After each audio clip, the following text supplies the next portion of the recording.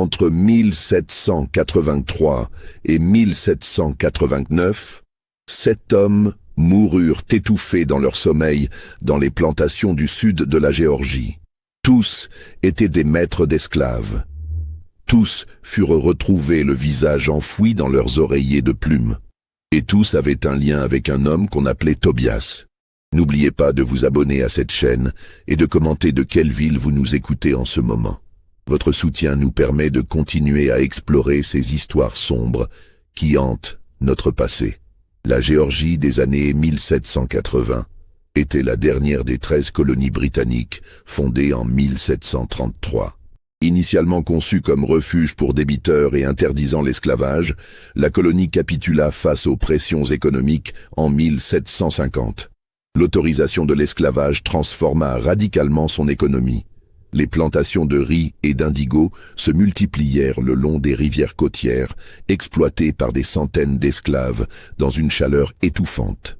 Dans les comtés bordant les rivières Savannah et Ogeechee, des domaines immenses fonctionnaient comme des royaumes autonomes. Le maître y détenait un pouvoir absolu, dispensant châtiments et punitions selon son humeur. Les esclaves dits de maison constituaient une classe à part. Formés aux tâches domestiques, parlant plusieurs langues, ils représentaient un investissement considérable et un signe de statut social. C'est dans ce contexte qu'apparut Tobias. Les archives de l'époque le décrivent comme un homme de taille moyenne, à la carrure puissante, au visage marqué par une cicatrice partant de l'arcade sourcilière gauche jusqu'à la pommette. Ses yeux changeaient du brun au gris selon la lumière. Sa voix était douce, presque hypnotique, avec un accent impossible à situer. Il parlait l'anglais, le français et plusieurs dialectes africains. Personne ne connaissait vraiment son origine. Certains affirmaient qu'il avait choisi ce nom lui-même, refusant de révéler son véritable nom africain. Ce qui importait au planteur, c'était sa réputation d'excellence. On disait qu'il anticipait les besoins de ses maîtres, qu'il gérait une maisonnée avec une efficacité remarquable. Entre 1780 et 1783, son nom circulait avec insistance parmi les propriétaires. Le premier décès survint fin juin 1783. Dans la plantation Riverside appartenant à Nathaniel Crawford. Cet homme d'une cinquantaine d'années avait fait fortune dans le commerce du riz et possédait 143 esclaves. Sa réputation de cruauté dépassait largement les limites déjà brutales de son époque. On murmurait que ses châtiments frôlaient la démence, que ses accès de colère se transformaient en séances de torture durant des heures. Tobias était entré à son service 3 mois plus tôt, acquis pour 800 livres sterling lors d'une vente aux enchères à Savannah. Crawford s'était vanté auprès de ses voisins d'avoir trouvé l'esclave le plus accompli qu'il eût jamais possédé. La nuit du 28 juin fut étouffante. La chaleur humide montant des marais rendait l'air irrespirable. Crawford s'était retiré vers 22 heures après avoir bu du rhum avec 2 planteurs voisins. Selon les invités, il était ivre, mais conscient. Ils le laissèrent en compagnie de Tobias, qui devait l'aider à se préparer pour la nuit. Une jeune esclave découvrit le corps au matin. Crawford gisait sur son lit, le visage enfoncé dans son oreiller de plumes d'oie, les bras étendus dans une position presque paisible. Aucun signe de lutte. Les meubles à leur place, les rideaux tirés, la carafe d'eau intacte. Le docteur Aldridge, un Écossais établi dans la région depuis 15 ans, fut appelé. Son examen révéla une congestion du visage et des lèvres bleutées, mais rien d'inhabituel. Crawford avait des problèmes cardiaques, buvait excessivement. Aldridge conclut à une mort par apoplexie durant le sommeil, aggravée par l'alcool et la chaleur. La position du corps, le visage dans l'oreiller, ne sembla inquiéter personne. Personne ne releva que Crawford dormait habituellement sur le dos. La plantation passa sous le contrôle de son fils Marcus, 24 ans, qui n'avait aucune expérience de gestion agricole. Il conserva tout le personnel, y compris Tobias. Marcus se révéla aussi cruel que son père, peut-être davantage, sa brutalité teintée d'arrogance juvénile. 3 mois après la mort de Nathaniel, Marcus fut retrouvé mort dans des circonstances étrangement similaires. Le visage dans l'oreiller, les bras étendus, aucun signe de lutte. Cette fois, le docteur Aldridge fut plus attentif. Marcus était jeune et en bonne santé. La mort ne s'expliquait pas facilement. Pourtant, l'absence totale de violence, de marques, de désordre, rendait impossible toute conclusion de meurtre.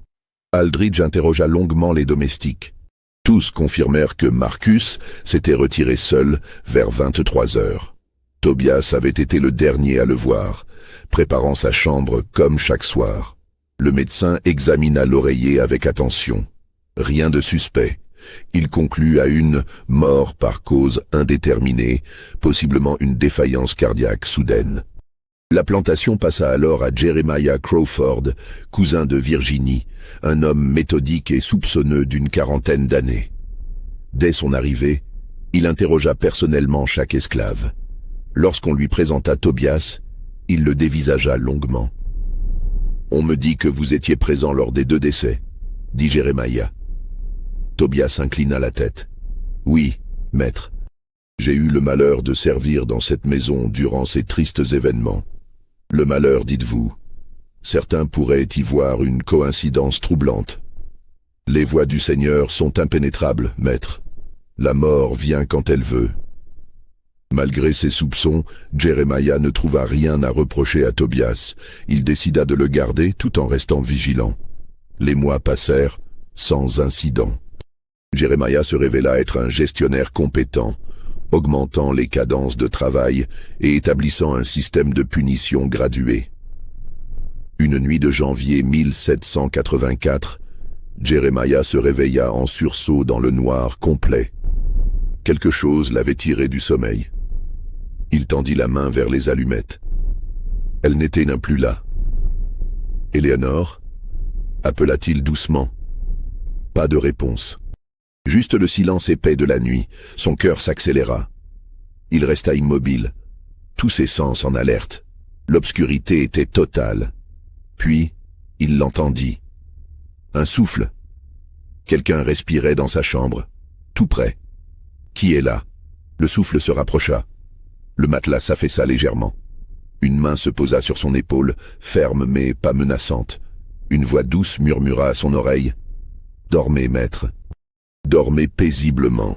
Jeremiah reconnut la voix de Tobias. Une étrange paralysie s'empara de lui. Il sentit qu'on plaçait l'oreiller sur son visage, doucement mais fermement contre son nez et sa bouche. Il tenta de bouger ses bras, mais il semblait lourd, comme s'il ne lui appartenait plus. Seul son esprit restait alerte, terriblement conscient.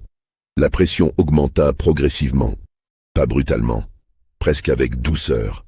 Jeremiah essaya de respirer, mais l'air ne parvenait plus à ses poumons. La panique explosa dans sa poitrine. Il se débattit mentalement, mais son corps demeurait inerte. Les secondes s'étirèrent en éternité. Ses poumons brûlaient, sa conscience vacillait. Et à travers la brume croissante, il entendit cette voix. « C'est bientôt fini. Ne luttez pas. Laissez-vous aller. » Puis, au moment où il allait basculer dans l'inconscience, la pression cessa. L'oreiller fut retiré. L'air envahit ses poumons dans une inspiration douloureuse. Il toussa violemment, se redressa, cherchant à s'agripper à quelque chose de réel. La chambre était toujours noire, mais il était seul maintenant. La présence était partie. Jeremiah resta assis jusqu'à l'aube, n'osant pas bouger. Aux premières lueurs, il inspecta sa chambre. Tout était en ordre. Les allumettes à leur place. La porte fermée de l'intérieur, le verrou tiré. Aucune trace d'effraction. Avait-il rêvé? Lorsque Tobias vint lui apporter son eau matinale, Jeremiah le dévisagea intensément. L'esclave avait son expression habituelle, calme et distante. Ses vêtements impeccables. Il s'acquitta de ses tâches, puis se retira. Si cette histoire vous donne des frissons, n'hésitez pas à laisser un like et à commenter ce que vous pensez qu'il va se passer. Jeremiah passa des semaines dans une tension extrême. Il interrogea discrètement les domestiques. Personne n'avait rien remarqué. Sa femme Éléonore n'avait rien entendu malgré la cloison mince entre leurs chambres. Il enquêta sur le passé de Tobias. Les archives ne contenaient presque aucune information. Le registre mentionnait simplement son achat en mars 1783. Avant cette date, Rien. Pas de trace d'un propriétaire précédent. C'était comme si Tobias était apparu du néant. Jeremiah écrivit à plusieurs négociants. Les réponses furent vagues et contradictoires. Plus il creusait, plus le mystère s'épaississait. Un soir, son voisin Silas Pemberton lui rendit visite.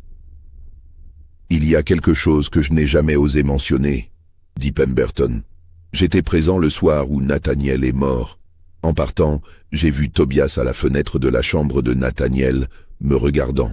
Son expression, je n'ai jamais vu un homme regarder ainsi. C'était du calcul froid et patient. » Jeremiah raconta son expérience nocturne.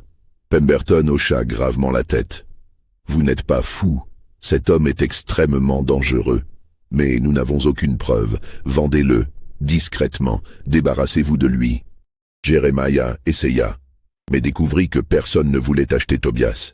Dès qu'ils entendèrent son nom, l'intérêt s'évanouissait. 3 propriétaires morts en moins d'1 an, dit un planteur.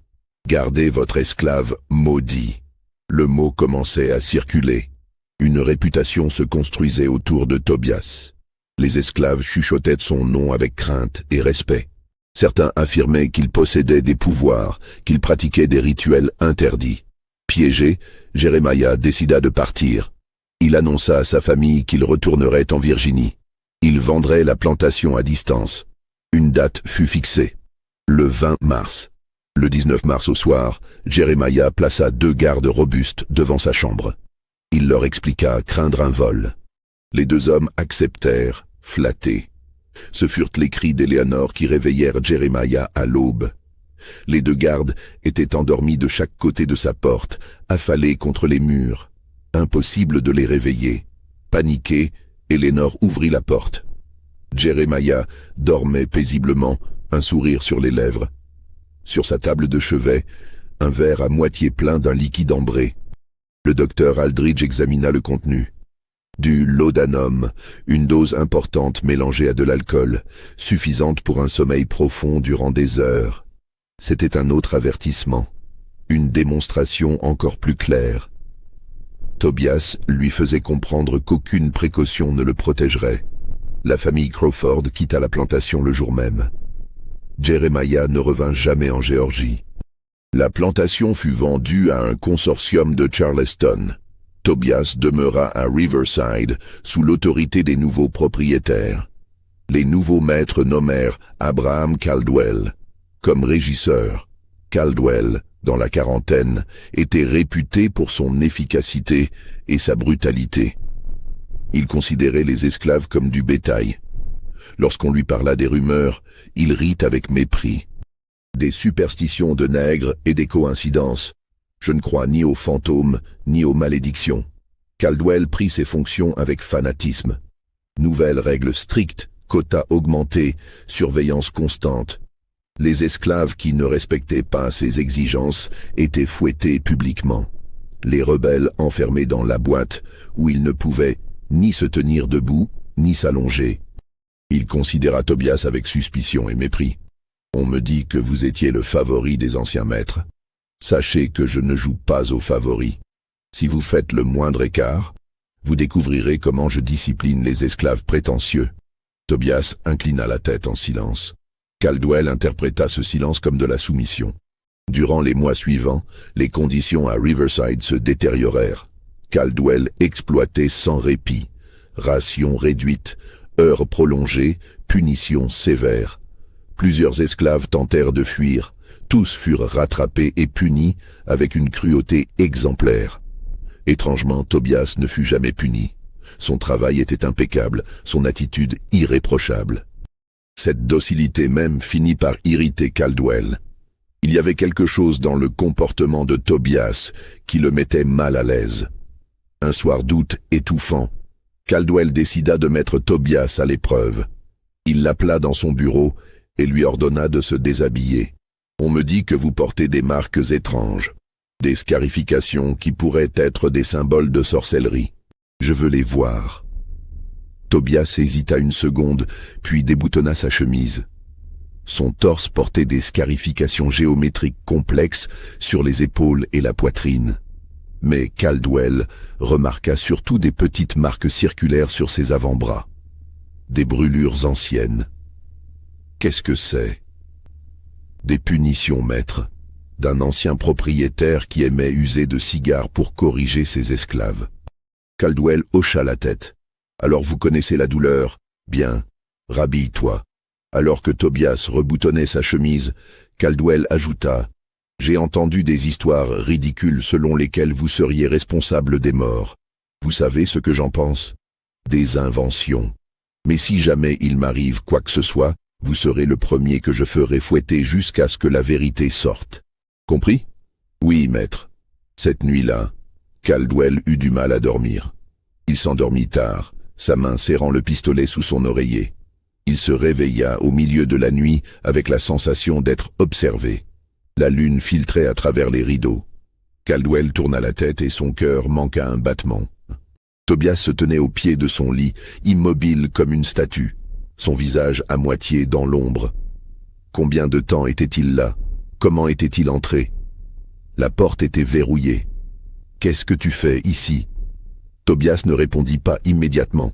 Il resta silencieux, ses yeux fixés sur le régisseur.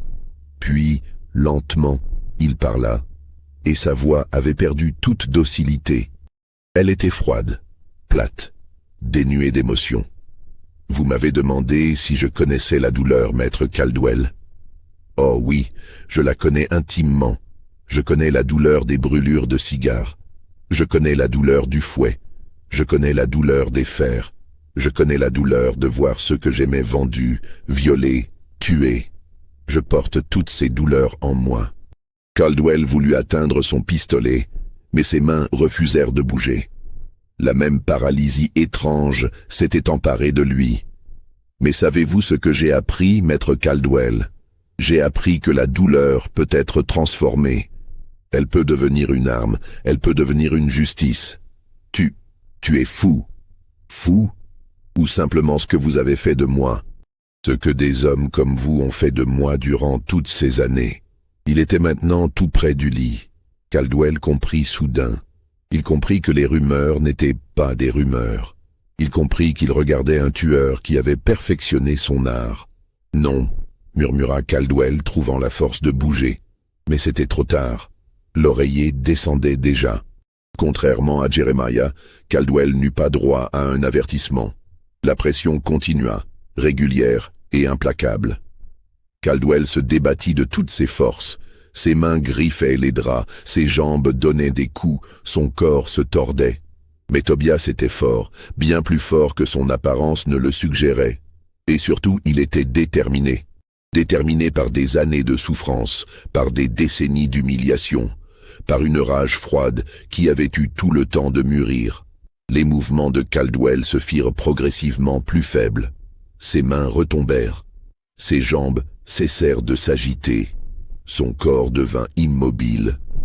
Tobias maintint la pression plusieurs minutes, s'assurant que la mort était complète. Puis, il retira l'oreiller, arrangea le corps naturellement, lissa les draps, effaça toute trace de lutte. Il récupéra le pistolet et quitta la chambre aussi silencieusement qu'il y était entré. Le corps fut découvert le lendemain par la cuisinière. Le docteur Aldridge examina le corps avec une expression sombre. C'était le 4e décès dans cette maison. Cette fois, son rapport fut différent.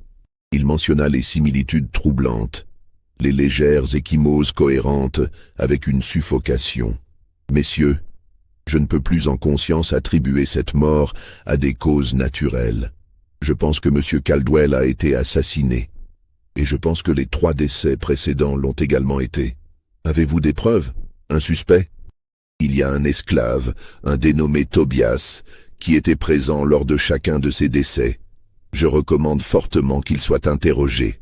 Mais lorsque les contremaîtres allèrent chercher Tobias, ils ne le trouvèrent nulle part. Sa case était vide. Ses possessions avaient disparu. Le pistolet de Caldwell également. Tobias s'était enfui durant la nuit. Une chasse à l'homme fut organisée. Des patrouilles parcoururent la région. Des avis de recherche affichés partout. Une récompense de 100 livres offerte. Mais Tobias semblait s'être évaporé. La plantation Riverside fut abandonnée. Plus personne ne voulait y vivre. Les esclaves furent vendus, la terre laissée en friche, la grande maison tomba en ruine. 18 mois passèrent sans nouvelles de Tobias.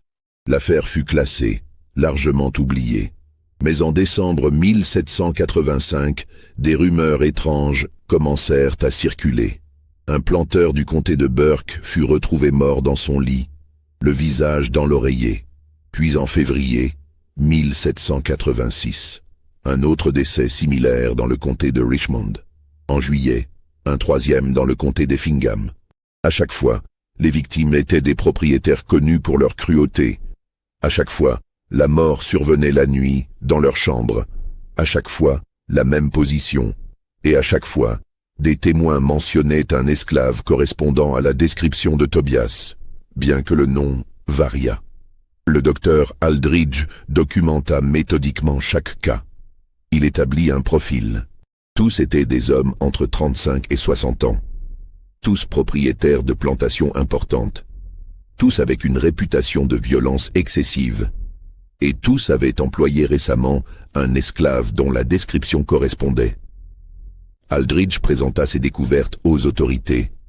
Nous sommes face à un tueur méthodique qui choisit soigneusement ses victimes et qui a perfectionné une technique pratiquement indétectable. Mais comment un esclave pourrait-il se déplacer ainsi, à moins qu'il ne voyage sous différentes identités, qu'il se fasse passer pour un esclave en fuite capturé ou pour un travailleur loué temporairement? Un homme intelligent pourrait exploiter ces failles. Les autorités intensifièrent les contrôles, inspections dans toutes les plantations, documents détaillés requis, patrouilles renforcées. Les décès cessèrent durant plusieurs mois. Certains pensèrent que le tueur avait fui vers d'autres régions. Mais en mars 1787, les morts reprirent. 7 fois plus loin, dans des comtés jusqu'alors épargnés. Le schéma restait identique, mais Tobias semblait avoir adapté sa méthode. Il frappait rapidement, puis disparaissait. En juin 1787, un esclave nommé Samuel fut arrêté. Interrogé, il raconta une histoire stupéfiante. Il affirmait avoir rencontré Tobias quelques semaines auparavant dans un campement clandestin. Il m'a dit qu'il avait été vendu 7 fois dans sa vie. 7 propriétaires différents, chacun plus cruel que le précédent. Il m'a dit qu'il rêvait de leur visage chaque nuit, qu'il avait décidé qu'il ne pourrait jamais être libre tant que ces voix continueraient de le hanter. Que comptait-il faire? Il m'a dit qu'il avait déjà silencié 4 de ces voix, qu'il lui en restait 3, et qu'ensuite peut-être il pourrait enfin dormir en paix.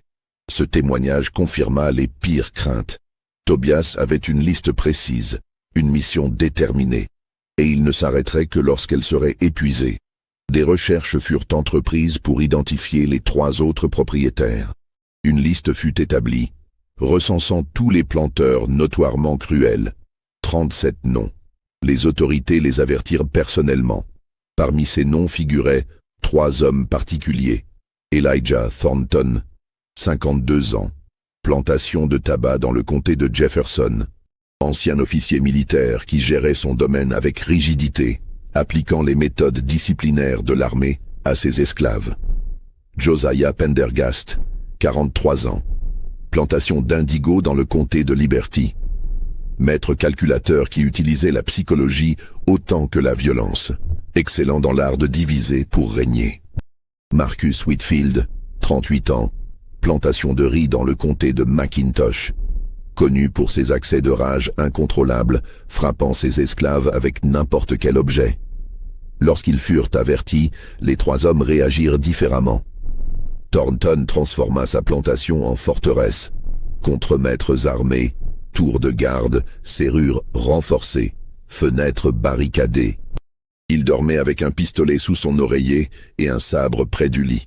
Pendergast offrit une récompense à ses esclaves s'ils l'informaient de présence suspecte. Il fit circuler de fausses rumeurs sur des pièges mortels dans sa chambre. Whitfield se moqua des avertissements. Aucun esclave n'aurait le courage de s'en prendre à moi, qu'ils essaient. Je leur montrerai ce qui arrive à ceux qui me défient. Durant les mois suivants, les trois hommes vécurent dans une tension croissante. Chaque bruit nocturne les faisait sursauter. Chaque esclave était observé avec suspicion. En septembre, Thornton crut avoir identifié Tobias. Un nouvel esclave correspondait approximativement à la description. Il le fit arrêter et interroger durant des heures. Des témoins furent convoqués, mais aucun ne put confirmer avec certitude.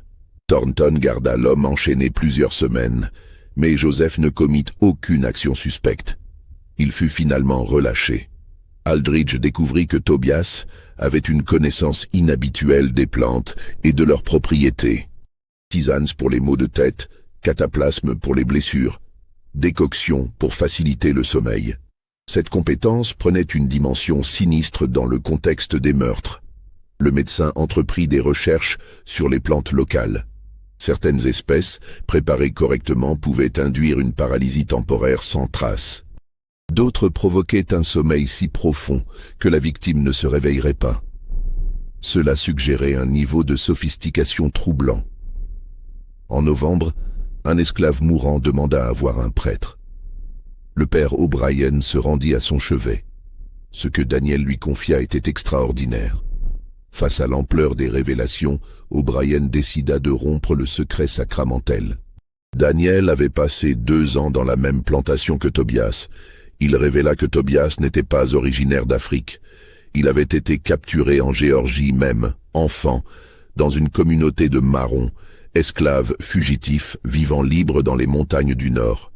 La communauté avait été détruite lors d'une expédition punitive en 1762. Les adultes tués, les enfants capturés et vendus. Tobias, 7 ou 8 ans, avait été vendu à un planteur de Caroline du Sud. Le premier de ses 7 maîtres.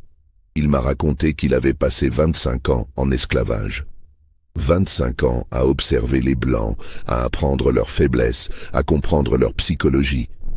Il avait décidé très jeune qu'il ne mourrait pas esclave. Mais il avait aussi décidé que sa liberté devrait être achetée avec le sang de ceux qui l'avaient torturé. Daniel révéla que Tobias possédait une mémoire extraordinaire. Il se souvenait de chaque détail concernant tous ses propriétaires, leurs visages, leurs noms, leurs habitudes. Durant toutes ces années, il avait perfectionné la méthode qu'il utiliserait pour se venger. La première fois qu'il a tué, c'était presque par accident. Il vit l'oreiller, et soudain, il comprit.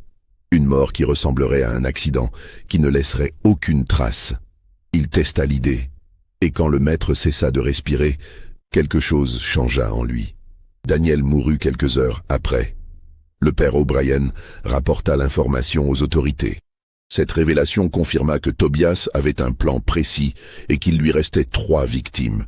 Les autorités redoublèrent d'efforts pour identifier les 3 derniers noms. Thornton, Pendergast et Whitfield furent à nouveau interrogés. Aucun ne se souvenait avoir possédé un esclave nommé Tobias. Mais tous avaient possédé des dizaines d'esclaves au cours des années. Un enfant acheté 25 ans auparavant pouvait facilement avoir été oublié. Des recherches dans les archives révélèrent que Thornton avait acheté plusieurs jeunes esclaves au début des années 1760, dont un certain Tom, correspondant approximativement à l'âge que Tobias aurait eu à l'époque. Pendergast avait acquis un lot d'esclaves en 1768 auprès d'un planteur de Caroline du Sud en faillite, lot qui comprenait un adolescent sans nom spécifique mentionné dans les registres. Whitfield avait hérité de la plantation de son père en 1775, héritant ainsi de tous les esclaves qui y travaillaient, sans qu'aucun inventaire détaillé n'eût jamais été établi. En d'autres termes, chacun des 3 hommes avait pu posséder Tobias à un moment donné de sa vie, mais aucun ne pouvait le confirmer avec certitude. Cette incertitude même était terrifiante. Elle signifiait que n'importe lequel d'entre eux, ou tous les 3, pouvaient être les prochaines cibles. L'hiver de 1787 à 1788 fut particulièrement rigoureux en Géorgie. Les températures descendirent à des niveaux rarement atteints dans cette région habituellement tempérée. Les routes devinrent impraticables et de nombreuses plantations se retrouvèrent isolées durant des semaines entières. C'est dans ces conditions difficiles que Tobias choisit de frapper à nouveau. La première victime fut Josiah Pendergast. Malgré toutes ses précautions, malgré son réseau d'informateurs parmi ses propres esclaves, malgré les fausses rumeurs qu'il avait fait circuler sur les pièges mortels dans sa chambre, il fut retrouvé mort le matin du 15 janvier 1788. Le visage enfoncé dans l'oreiller, les bras étendus de chaque côté du corps, dans cette position devenue tristement familière.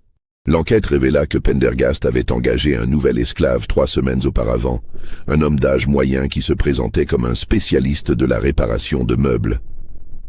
Le planteur voisin qui l'avait vendu confirma l'existence de cette transaction, mais admit qu'il avait lui-même acquis cet esclave seulement quelques jours auparavant. Quant au vendeur précédent, il demeurait mystérieusement introuvable. Cet esclave, qui se faisait appeler Benjamin, avait disparu la nuit même du meurtre. Une chasse à l'homme fut organisée immédiatement, malgré les conditions climatiques difficiles. Des traces dans la neige fraîche furent suivies durant plusieurs kilomètres, mais elles disparaissaient soudainement près d'une rivière gelée, comme si l'homme s'était volatilisé. La mort de Pendergast plongea les 2 autres hommes de la liste dans une terreur absolue. Si Tobias avait réussi à infiltrer la plantation de Pendergast malgré toutes les précautions prises, cela signifiait qu'aucune défense n'était vraiment efficace contre lui. Aucune barrière ne pouvait arrêter un homme qui avait fait de la patience et de l'invisibilité ses armes les plus redoutables. Elijah Thornton renforça encore davantage sa sécurité, au point que sa plantation ressemblait désormais à une forteresse militaire assiégée. Il fit venir 2 gardes armés supplémentaires qui se relayaient devant sa chambre 24 heures sur 24. Il fit installer un lit de camp dans sa propre chambre pour qu'un de ses contremaîtres les plus fidèles dorme à ses côtés chaque nuit.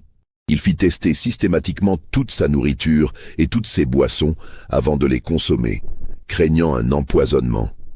Sa plantation devint une véritable prison, autant pour ses esclaves que pour lui-même, prisonnier de sa propre peur. Marcus Whitfield, en revanche, maintint son attitude arrogante et dédaigneuse face aux avertissements. Pendergast était un lâche et un manipulateur, déclara-t-il publiquement. Il est mort comme il a vécu, en se cachant derrière des ruses. Moi, je n'ai peur de personne. Qu'il vienne me chercher s'il l'ose. Cette bravade n'était qu'une façade fragile. En privé, Whitfield buvait de plus en plus, cherchant dans l'alcool un courage qu'il ne trouvait plus naturellement. Ses accès de violence devinrent encore plus fréquents et imprévisibles. Il frappait ses esclaves pour des raisons de plus en plus futiles, comme si en exerçant sa domination brutale sur eux, il pouvait conjurer sa propre peur de devenir lui-même une victime impuissante. Le docteur Aldridge, qui suivait ses développements avec une attention quasi obsessionnelle, développa durant cette période une nouvelle compréhension de la méthode de Tobias.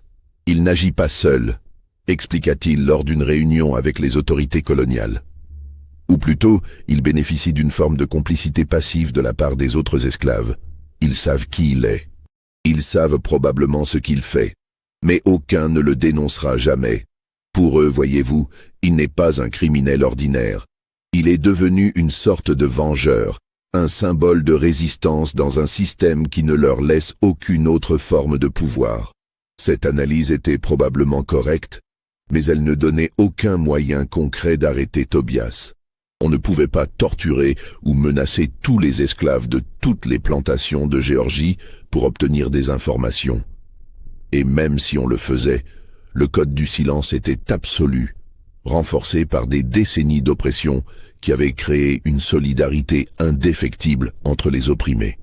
En mars 1788, Marcus Whitfield fut retrouvé mort. Contrairement aux autres victimes, sa mort fut découverte de manière particulièrement dramatique. Ce soir-là, Whitfield avait organisé un dîner avec plusieurs planteurs voisins, une sorte de défi lancé à la face de Tobias et de tous ceux qui prédisaient sa mort imminente. Durant le repas, il avait bu copieusement et s'était vanté bruyamment de ne pas craindre le tueur fantôme, comme certains appelaient désormais Tobias dans la région. « J'aimerais vraiment qu'il vienne », avait-il dit en levant son verre de whisky d'un geste théâtral. Je lui montrerai personnellement comment on traite les esclaves insolents dans ma plantation. Je le ferai fouetter jusqu'à ce qu'il me supplie à genoux de mettre fin à sa misérable vie. » Ces paroles furent les dernières que ses invités entendirent de sa bouche. Après leur départ vers minuit, Whitfield était monté se coucher en titubant légèrement, refusant comme à son habitude l'aide de ses domestiques. Le lendemain matin, lorsque son valet personnel vint le réveiller pour lui apporter son café matinal, il le trouva mort dans son lit, le visage profondément enfoncé dans l'oreiller de plumes. Mais cette fois, il y avait une différence cruciale qui transforma complètement la nature de l'enquête. Sur la table de chevet, posée bien en évidence de manière à ce qu'il soit impossible de le manquer, se trouvait un morceau de papier plié avec soin. Un message écrit dans une écriture étonnamment soignée et élégante, presque celle d'un homme éduqué. Le message ne contenait qu'un seul mot, tracé avec une précision méticuleuse. 6. Juste ce chiffre. 6. Le nombre correspondant exactement au maître que Tobias avait tué jusqu'à présent. Un décompte froid et méthodique. Un rappel glacial qu'il restait encore une victime avant que sa mission ne soit accomplie. Une promesse implicite qu'il frapperait encore une fois. Ce message transforma radicalement la perception de toute l'affaire. Ce n'était plus simplement une série de meurtres mystérieux que l'on pouvait encore attribuer à des coïncidences malheureuses ou à des circonstances ambiguës. C'était maintenant une déclaration claire, délibérée et terrifiante. Tobias sortait de l'ombre pour revendiquer ouvertement ses crimes. Il affirmait sa mission avec une audace qui défiait toutes les autorités. Et surtout, il annonçait sans équivoque qu'il allait frapper encore une dernière fois. Elijah Thornton, désormais le seul nom restant sur la liste des suspects potentiels, reçut cette nouvelle comme une véritable condamnation à mort. Il savait maintenant, avec une certitude absolue, qu'il était la prochaine et dernière cible de Tobias, la 7e victime, celle qui compléterait la vengeance méthodiquement planifiée durant des décennies. Sa paranoïa, déjà extrême, atteignit des sommets qui frisaient la démence pure. Il fit littéralement construire une fortification autour de sa chambre à coucher. Les fenêtres furent complètement murées avec des briques et du mortier, ne laissant aucune ouverture par laquelle un intrus pourrait passer. Une seule porte permettait désormais d'accéder à la pièce, et cette porte fut équipée de 3 serrures différentes, chacune d'un mécanisme distinct, dont lui seul possédait les clés qu'il gardait constamment sur lui, même durant son sommeil. Il fit installer un système élaboré de cloches et de fils tendus qui sonneraient bruyamment si quelqu'un tentait de forcer l'entrée pendant la nuit. À l'intérieur de cette chambre devenue bunker, Thornton dormait désormais entouré d'un véritable arsenal. 2 pistolets chargés étaient placés sous son oreiller, un sabre bien aiguisé était accroché au mur à portée immédiate de sa main, et même un mousquet chargé était posé contre sa table de chevet, prêt à être utilisé à tout moment. Cette vie de terreur constante et suffocante dura 3 mois interminables. 3 mois durant lesquels Thornton dormit à peine quelques heures par nuit, sursautant au moindre bruit, se réveillant en sueur de cauchemars récurrents où il sentait l'oreiller descendre sur son visage. Il mangeait peu, ayant perdu tout appétit, son estomac constamment noué par l'angoisse. Il vieillissait visiblement sous le poids de cette attente insupportable. Ses cheveux, encore poivre et sel au début de cette épreuve, blanchirent prématurément en quelques semaines. Son visage se creusa, ses joues se vidèrent. Ses yeux se cernèrent profondément. Ses mains développèrent un tremblement constant qu'il ne parvenait plus à contrôler, même durant la journée. Le docteur Aldridge, qui lui rendait visite régulièrement pour surveiller son état de santé déclinant, fut profondément troublé par cette transformation physique et mentale. « Vous ne pouvez absolument pas continuer ainsi, Elijah », lui dit-il un jour avec une sincérité brutale. Cette peur vous tue aussi sûrement et aussi efficacement que n'importe quel assassin le ferait. Vous êtes en train de vous consumer de l'intérieur. Que voulez-vous que je fasse ? Répondit Thornton d'une voix éraillée par le manque de sommeil et l'épuisement nerveux. Que j'abandonne simplement ? Que je me livre à lui ? Que j'accepte passivement mon destin ? Je sais exactement ce qu'il veut, docteur.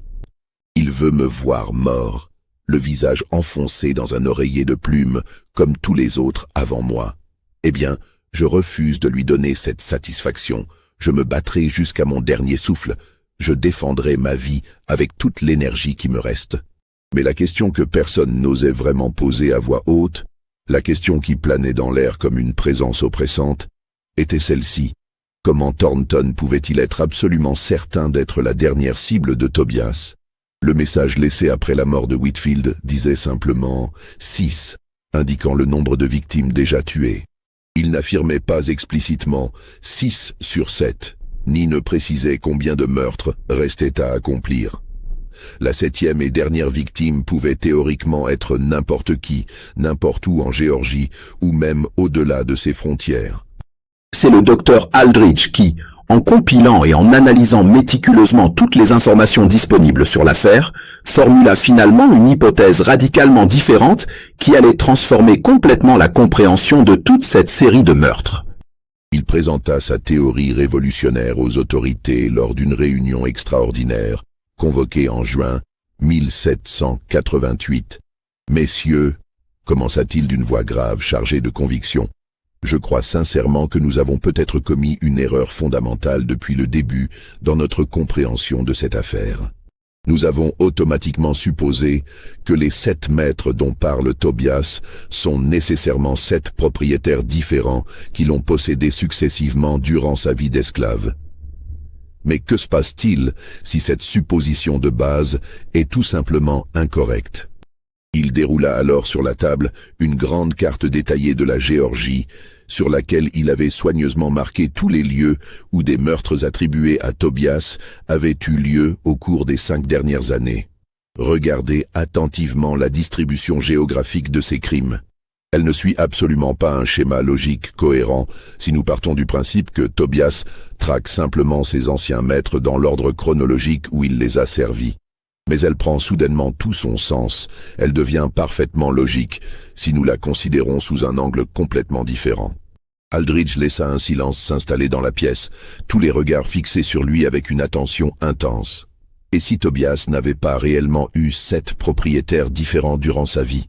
Et si certains des hommes qu'il tue méthodiquement n'avaient jamais été techniquement ses maîtres au sens légal du terme, mais étaient liés d'une autre manière, tout aussi profonde et tout aussi haïssable pour lui, à son histoire personnelle et à son destin tragique? Il marqua une nouvelle pause pour laisser cette idée s'imprégner dans les esprits. Des complices directs dans la destruction violente de sa communauté originelle peut-être. Des hommes qui ont activement participé au raid militaire qui a détruit le village marron où il vivait libre durant son enfance. Des bourreaux qui ont assassiné sa famille et l'ont enchaîné pour la première fois. Un murmure parcourut l'assemblée. Cette perspective nouvelle ouvrait des possibilités jusqu'alors inexplorées. Aldridge continua avec une passion croissante. Cette expédition punitive de 1762 contre la communauté marron dans les montagnes du nord de la Géorgie, celle dont nous a parlé l'esclave Daniel avant sa mort, cette expédition était dirigée par qui exactement? Quels planteurs influents de la région y ont participé activement? Si nous parvenons à identifier précisément ces hommes, nous pourrons peut-être enfin prédire avec certitude qui sera la prochaine et dernière cible de Tobias. Des recherches approfondies furent immédiatement entreprises dans les archives militaires et administratives de l'époque, fouillant dans des documents poussiéreux que personne n'avait consultés depuis des décennies. Ce qui fut finalement découvert, après plusieurs jours de recherches intensives, donna un éclairage entièrement nouveau et terrifiant à toute l'affaire. L'expédition qui avait détruit la communauté marron en automne 1762 avait été organisée, financée et dirigée par un groupe restreint de 7 planteurs particulièrement influents de la région. Ces hommes avaient personnellement fourni l'argent nécessaire pour l'opération, ils avaient recruté et armé les miliciens, et surtout, ils avaient tous personnellement participé au raid final, présents sur place lors de la destruction du village et du massacre de ses habitants adultes. Les noms de ces 7 hommes furent finalement retrouvés dans un rapport militaire officiel, mais oublié, daté de décembre 1762, qui détaillait les opérations contre les communautés d'esclaves fugitifs. En comparant méticuleusement cette liste avec les noms de toutes les victimes de Tobias au cours des 5 dernières années, une correspondance absolument parfaite et glaçante émergea. Les 6 hommes déjà morts, assassinés un par un dans leur sommeil, étaient tous sur cette liste historique. Et le 7e et dernier nom, celui qui manquait encore pour compléter la liste sanglante, était celui du colonel William Hartford, pas Elijah Thornton. Le colonel William Hartford, un homme âgé de 67 ans qui vivait maintenant retiré et presque oublié dans une plantation isolée du comté de Camden, près de la frontière avec la Floride espagnole. Hartford avait été le commandant en chef de l'expédition de 1762. C'était lui qui avait personnellement dirigé l'attaque finale contre le village marron. C'était lui qui avait donné l'ordre explicite d'exécuter sommairement tous les adultes et de capturer les enfants pour les vendre comme esclaves. C'était lui, et lui seul, qui était véritablement le dernier nom sur la liste de vengeance de Tobias. Cette découverte provoqua un bouleversement complet et immédiat dans toute l'enquête. Des messagers montés sur les chevaux les plus rapides furent immédiatement envoyés en direction du comté de Camden pour avertir Hartford du danger mortel qui le menaçait. Mais le comté de Camden était très éloigné de Savannah, situé dans la partie la plus méridionale de la colonie, et les routes qui y menaient étaient notoirement mauvaises, particulièrement durant la saison des pluies qui venait de commencer. Il faudrait au minimum plusieurs jours, peut-être même une semaine entière, pour que le message parvienne finalement à destination. Pendant ce temps, Elijah Thornton, qui avait vécu dans une terreur absolue et constante durant des mois entiers, croyant fermement être la prochaine victime condamnée de Tobias, apprit finalement qu'il n'était en réalité pas du tout la cible finale. Le soulagement immense qu'il ressentit en recevant cette nouvelle fut si intense, si écrasant, qu'il s'effondra littéralement sur place, son corps et son esprit complètement épuisés par les mois d'angoisse incessante et de vigilance constante, cédant finalement sous le poids accumulé de cette pression insupportable. Il passa les jours suivants dans un état de stupeur profonde, presque cataleptique, incapable de parler cohéremment ou de se mouvoir normalement, son organisme entier réclamant le repos et la récupération dont il avait été si longtemps privé. Mais pour le colonel William Hartford, le cauchemar ne faisait que commencer. Lorsque les messagers épuisés arrivèrent finalement à sa plantation isolée le 22 juin au matin, après avoir chevauché jour et nuit à travers des routes boueuses et dangereuses, ils découvrirent avec horreur qu'ils étaient arrivés trop tard. Le colonel Hartford avait été retrouvé mort dans son lit par ses domestiques ce matin même, quelques heures à peine avant leur arrivée. Le visage profondément enfoncé dans l'oreiller de plumes, les bras étendus paisiblement de chaque côté du corps. La position familière, presque rituelle maintenant, qui avait marqué chacune des 7 victimes de Tobias. Sur sa table de chevet, attendant patiemment d'être découvert, se trouvait un dernier message. Les mêmes mots tracés avec la même écriture soignée et élégante que celle qui avait marqué la mort de Whitfield. 7. C'est fini. Les autorités coloniales et les miliciens locaux fouillèrent immédiatement et méticuleusement toute la plantation de fond en comble. Chaque bâtiment fut inspecté, chaque recoin exploré. Tous les esclaves sans exception furent interrogés longuement et intensivement. Mais personne ne put ou ne voulut fournir la moindre information utile pour identifier le meurtrier. Le silence était absolu, impénétrable comme un mur de pierre. Un contremaître blanc mentionna cependant qu'un nouvel esclave était effectivement arrivé dans la plantation environ 2 semaines auparavant, vendu par un marchand itinérant qui passait dans la région. Cet esclave se faisait appeler Isaiah et prétendait être un forgeron expérimenté, qualifié dans la réparation des outils agricoles et des fers à cheval. Il avait travaillé normalement durant ces 2 semaines, accomplissant ses tâches avec compétence et discrétion. Mais il avait disparu durant la nuit précédente, emportant avec lui quelques provisions de base, mais rien d'autre qui aurait pu attirer l'attention. La description physique de cet Isaiah correspondait vaguement à celle de Tobias, mais comme toujours dans cette affaire frustrante, rien ne permettait de le confirmer avec une certitude absolue. L'homme avait réussi une fois de plus à se fondre parfaitement dans la masse anonyme des esclaves, avait accompli son objectif final avec sa patience et sa méthode caractéristique, puis s'était évanoui dans la nature sans laisser de traces exploitables. Cette fois, cependant, il y avait une différence cruciale et définitive. Le message laissé sur la table de chevet disait explicitement « c'est fini ». Tobias affirmait clairement et sans ambiguïté avoir finalement accompli sa mission de vengeance. Les 7 hommes directement responsables de la destruction brutale de sa communauté originelle et de son asservissement initial étaient maintenant tous morts. Sa vengeance méthodiquement planifiée et exécutée durant plus de 5 années était enfin complète. Les semaines passèrent lentement sans qu'aucun nouveau meurtre similaire ne soit signalé nulle part en Géorgie. Puis des mois s'écoulèrent dans un silence inquiétant. L'affaire commença progressivement à se refermer dans l'esprit des autorités et de la population. Les patrouilles intensives furent graduellement réduites. Les contrôles stricts sur les mouvements d'esclaves furent assouplis. La vie dans les plantations de Géorgie reprit progressivement son cours habituel, ou du moins ce qui passait pour normal dans un système économique et social fondé entièrement sur l'esclavage et l'oppression systématique. Le docteur Aldridge, cependant, continua à enquêter obsessionnellement sur cette affaire durant encore plusieurs années, incapable de lâcher prise sur un mystère qui avait occupé une part si importante et si dévorante de sa vie professionnelle et personnelle. Il rassembla méticuleusement tous les documents officiels disponibles, tous les témoignages qu'il avait recueillis au fil des ans, toutes les preuves circonstancielles et les indices qu'il avait accumulés. Il écrivit finalement un rapport extraordinairement détaillé de plus de 300 pages qui documentait minutieusement chaque aspect de l'affaire, depuis le premier meurtre de Nathaniel Crawford jusqu'au dernier message laissé après la mort du colonel Hartford.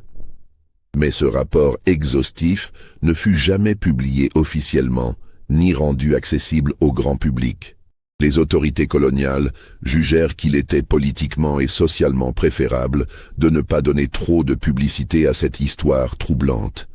Elle pourrait trop facilement inspirer d'autres esclaves à la rébellion ou à la vengeance. Elle pourrait créer des figures héroïques là où il ne devrait y avoir, selon l'ordre établi, que des criminels condamnables. Le rapport fut donc classé discrètement dans les archives gouvernementales, accessibles seulement aux magistrats et aux autorités militaires de haut rang, qui en feraient la demande explicite et justifiée. Quant à Tobias lui-même, l'homme au centre de cette histoire extraordinaire, il disparut complètement et définitivement de tous les registres officiels après le meurtre du colonel Hartford.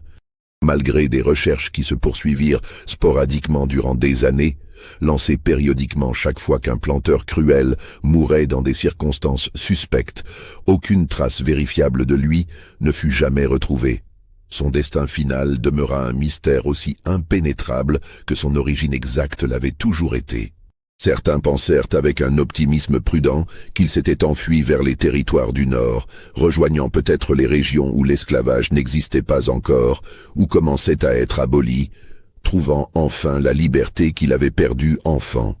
D'autres imaginèrent, avec un réalisme plus sombre, qu'il avait probablement péri durant sa fuite finale, mort de faim, de maladie ou d'épuisement dans les vastes forêts sauvages et inhospitalières de Géorgie ou de Floride. Quelques-uns suggérèrent avec une certaine admiration qu'il avait réussi le tour de force de se créer une nouvelle identité complètement fausse mais convaincante et vivait quelque part sous un faux nom, enfin libre et en paix après 25 longues années d'esclavage et de souffrance. Il y eut aussi inévitablement des rumeurs plus sombres et plus persistantes. Des histoires murmurées dans les quartiers des esclaves durant les longues nuits, transmises de bouche à oreille avec un mélange complexe de crainte révérentielle et de respect profond.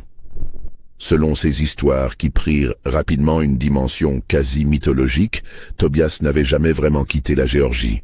Il continuait de se déplacer mystérieusement entre les plantations, invisible et insaisissable comme un esprit vengeur, vivant constamment dans les marges obscures de la société esclavagiste. Et parfois, très rarement, lorsqu'un maître particulièrement cruel et brutal mourait subitement dans son sommeil sans raison médicale apparente, les esclaves de la région échangeaient des regards complices et significatifs, puis murmuraient un seul mot chargé de sens, un nom devenu légende, Tobias. Vous avez écouté jusqu'au bout cette histoire sombre et troublante qui traverse les décennies et interroge notre conscience. Croyez-vous vraiment que tout cela soit véritablement arrivé? Que Tobias ait réellement existé?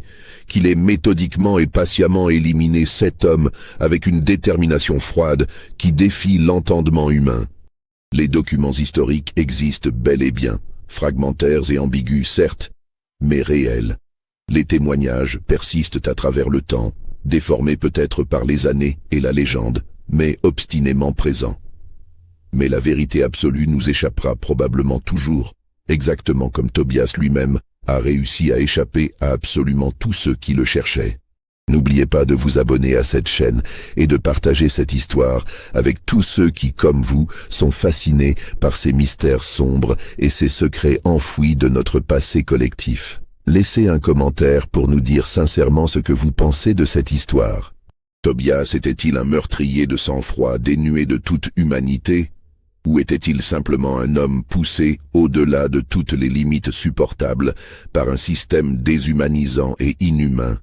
La réponse à cette question, peut-être, dépend entièrement de qui raconte l'histoire et de quel point de vue on choisit d'adopter. Car au final, dans cette Géorgie du XVIIIe siècle, où l'esclavage était la loi incontestée et la cruauté une monnaie courante, qui peut vraiment prétendre dire avec certitude où s'arrêtait exactement la justice légitime et où commençait véritablement le crime condamnable? 7 hommes sont morts, le visage inexorablement enfoui dans leurs oreillers de plumes blanches.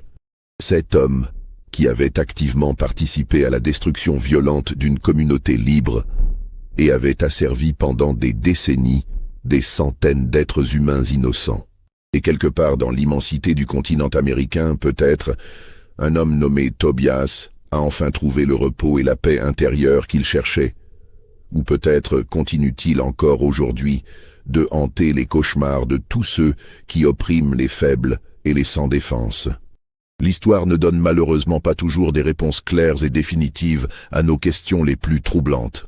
Parfois, elle ne fait que poser des questions encore plus profondes qui nous obligent à regarder courageusement en face les ténèbres les plus obscures de notre passé collectif. Et ces ténèbres, aussi profondes et effrayantes soient-elles, contiennent des vérités fondamentales sur la nature humaine que nous ne pouvons absolument pas nous permettre d'oublier ou d'ignorer.